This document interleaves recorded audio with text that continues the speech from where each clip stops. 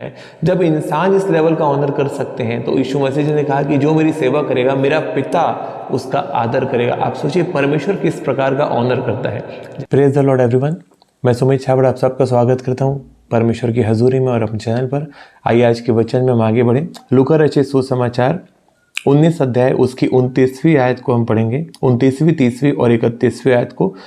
जब वह जैतून नामक पहाड़ पर बैतफगे और बैतनिया के पास पहुंचा तो उसने अपने चेलों में से 2 को यह कह के भेजा, सामने के गांव में जाओ और उसमें पहुंचते ही एक गधी का बच्चा जिस पर कभी कोई सवार नहीं हुआ बंधा हुआ तुम्हें मिलेगा, उसे खोल कर ले आओ। यदि कोई तुमसे पूछे कि क्यों खोलते हो तो यह कह देना कि प्रभु को इसका प्रयोजन है। आमीन, हालेलुया।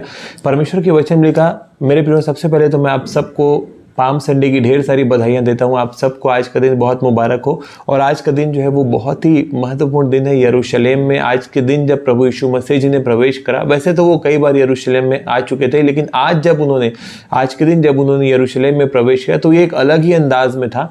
और परमेश्वर के वचन में लिखा कि उन्होंने अपने चेलों में से बोला कि तुम सामने के गाँव में जाओ और एक गधी का बच्चा तुम्हें बंधा हुआ मिलेगा। ऑब्वियस सी बात है, गधी का बच्चा है तो बंधा हुआ ही मिलेगा, क्योंकि गधा एक ऐसा क्रीचर है कि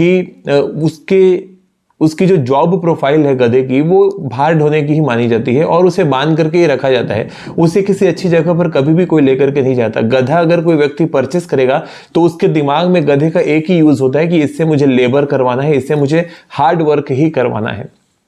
इसी के लिए उस क्रीचर को जाना जाता है, इसी के लिए उस प्रजाति को जाना जाता है। और वो गधी का बच्चा तुम्हें बंधा हुआ मिलेगा और उसे खोल दो और उसे खोल करके ले आओ। और कोई ऑब्जेक्ट अगर करता है, क्योंकि जाहिर सी बात है जब तुम उसके जॉब प्रोफाइल के अगेंस्ट कुछ काम करोगे, उसे खोलोगे तो लोग पूछेंगे, तो तुम ये कह देना कि प्रभु को इसका प्रयोजन है। The Lord has the need of his service.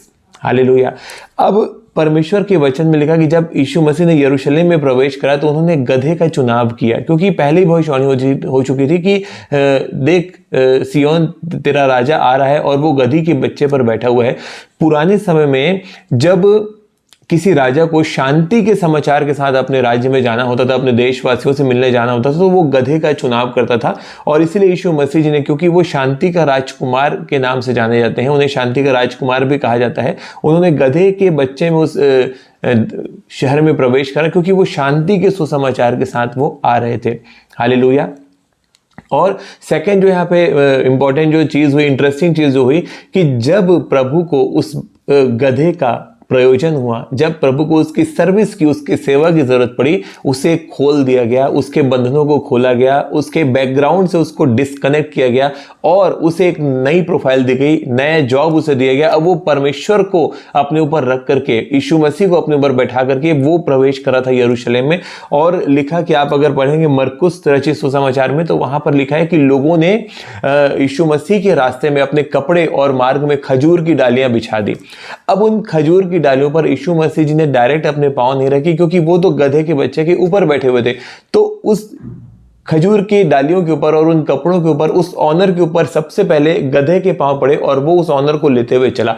अब उस जगह पर कोई भी ये उसे नहीं बोल सकता था कि तेरी ये जॉब प्रोफाइल नहीं है, तू तो भार उठाने वाली एक प्रजाति है, तू यहां क्या करने के लिए, क्योंकि उसके ऊपर प्रभु यीशु मसीह सवार थे।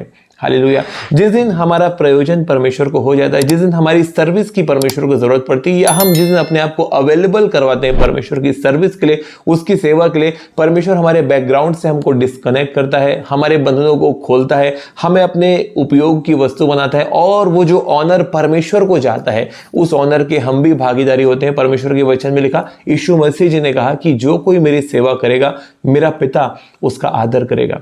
हालेलुया। अब आप सोच लीजिए, अगर देश का प्रधानमंत्री, अगर उसे किसी व्यक्ति को ऑनर देना है तो वो किस लेवल का ऑनर होगा। जब कभी किसी दूसरे देश के मिनिस्टर या प्रेसिडेंट आते हैं इंडिया में, तो हमारे प्रधानमंत्री जी जब उनको ऑनर करते हैं, या हमारे प्राइम मिनिस्टर जब बाहर जाते हैं, तो वो प्रेसिडेंट जब उनको ऑनर करते हैं, तो आप सोचिए वो ऑनर किस लेवल का होता है। जब इंसान इस लेवल का ऑनर कर सकते हैं, तो यीशु मसीह जी ने कहा कि जो मेरी सेवा करेगा मेरा पिता उसका आदर करेगा। आप सोचिए परमेश्वर किस प्रकार का ऑनर करता है जब आप यीशु मसीह की सेवा करते हो। हालेलुया। आप सबको एक बार फिर से मैं पाम संडे की ढेर सारी बधाई देता हूं। और खजूर की डालियों का भी विशेष महत्व है बाइबल में। खजूर का जो पेड़ है, परमेश्वर ने विश्वासियों की तुलना खजूर के पेड़ के साथ की है। लिखा कि धर्मी लोग खजूर के समान फूलेंगे फलेंगे। अगर आप रेगिस्तान को देखेंगे, चारों तरफ आपको जीवन की एक झलक भी दिखाई नहीं देगी, लेकिन उस विषम परिस्थितियों में खजूर का पेड़ खड़ा रहता है, फलवंत होता रहता है, उसमें फ्रूट्स आते रहते हैं। तो बिलीवर्स अपने आसपास की नेगेटिव सर्कमस्टेंसेस से कभी भी प्रभावित नहीं होंगे, ऐसा परमेश्वर का वचन कहता है। और अगर आप देखें प्रकाशित वाक्य में, तो प्रकाशित वाक्य 7 अध्याय उसकी 9वीं आयत में लिखा, इसके बाद मैंने दृष्टि की और देखो, हर एक जाति और कुल और लोग और भाषा में से एक ऐसी बड़ी भीड़ जिसे कोई गिन नहीं सकता था, श्वेत वस्त्र पहने और अपने हाथों में खजूर की डालियां लिए हुए सिंहासन के सामने और मेमने के सामने खड़ी है और बड़े शब्द से पुकार कर कहती है, उद्धार के लिए हमारे परमेश्वर का जो सिंहासन पर बैठा है और मेमने का जय जयकार हो, आमीन, हालेलुया। लिखा कि स्वर्ग में अनगिनत भीड़ जिसे गिना नहीं जा सकता, अनकाउंटेबल, उन श्वेत वस्त्र पहने हुए और उनके हाथों में खजूर की डालियां। तो खजूर की डालियां स्वर्ग में कैसे पहुंच गई? क्योंकि खजूर का पेड़ एक ऐसा पेड़ है जो स्वर्ग में भी आपको मिलेगा। हालेलुया।